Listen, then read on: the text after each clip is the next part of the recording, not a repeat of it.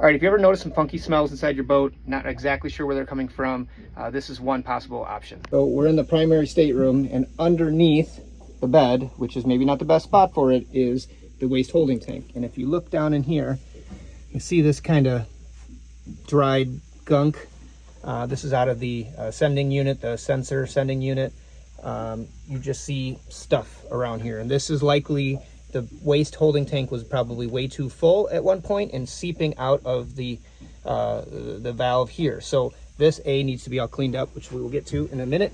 But then also, since this waste holding tank has an air vent that goes to this holding tank vent filter, when water gets flushed, it goes into the tank, and then air escapes out this way and gets filtered a little bit so it's not so stinky. However, if this tank got super full to the point where it's seeping out of here, it's likely super full, which means it came into here and is now clogged in this waste holding tank too. So we're going to change that. We're going to clean this all up. I'm going to tighten this valve and hopefully get rid of this smell. We're going to air it out. Definitely glove up for this job.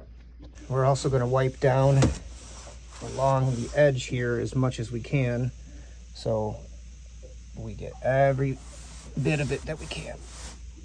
And the other thing I'm going to mention is, you see there's a little bit of standing water in there. It's not a ton, but any little bit of standing water is never a good thing. So we're going to get rid of that.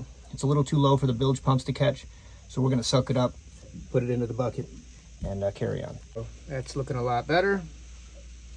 And additionally, what we did was, after I cleaned around here, I was able to use two hands and tighten this really tight. A little bit, it was a little bit of give to it, which meant it wasn't fully sealed, which obviously was the reason for the liquid spilling out of the top. So you've got to monitor your fluid levels to know if you're too full. If you keep flushing, it's got to go somewhere. All right, so ran to the local boat shop to get some parts. We have a replacement air filter, inline air filter, which is going to help anytime you flush. Fresh or the bad smelling air goes through a nice filter and will make it smell not so bad on the outside of the boat every time you flush. $125, super easy part to replace. It's a couple screws in there, and we'll show you how to do that. Plus, behind me there, I got a waste tank, kind of an additive to help freshen up the waste tank as well. So almost done here, and get this thing all cleaned up and smelling better. Here we go.